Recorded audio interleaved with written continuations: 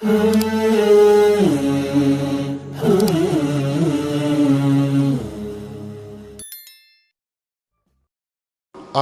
بصیرت ایک اندرونی روشنی کا نام ہے. ایک اللہ تعالیٰ انسان کے دل کے اندر، جیسے آپ کے آنکھ کی روشنی ہے اور آپ کے آنکھ کی نورانیت باہر زمین پہ جب سورج طلوع ہوتا ہے، زمین پہ روشنی آتی ہے تو آپ کی آنکھ ہر اس چیز کو دیکھ سکتی ہے جس پر سورج کی روشنی پڑ رہی ہے. اندھیرے میں آنکھ نہیں دیکھ سکتی، لیکن دن کی روشنی میں، نورانیت میں آپ کی آنکھ دیکھنے پہ قادر ہے. اس کو بصارت کہتے ہیں، آنکھ کی نورانیت جس کی وجہ سے آنکھ ان مادی جسمانی حقائق کو دیکھ لیتی ہے، یہ بصارت ہے. ایسی ہی ایک نورانیت اللہ تعالیٰ نے انسان کے دل میں، انسان کے ذہن میں، انسان کی روح کے لیے بھی یہ صلاحیت رکھی ہے.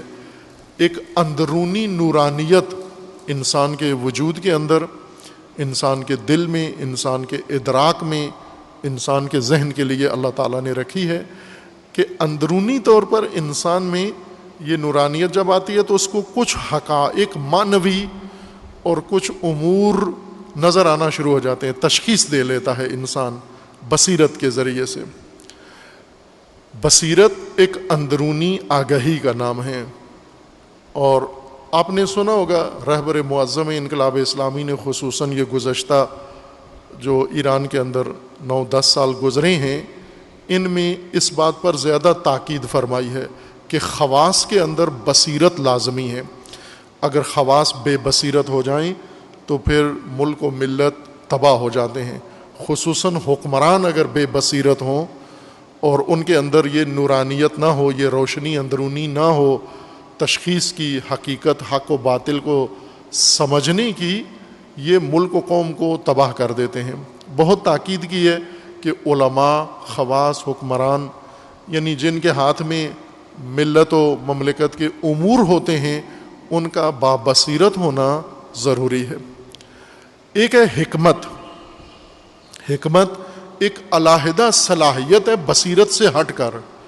حکمت دو مخلوط چیزوں میں فاصلہ ڈال لینا، حق کو باطل سے، باطل کو حق سے جدا کرنے کی صلاحیت کا نام حکمت ہے.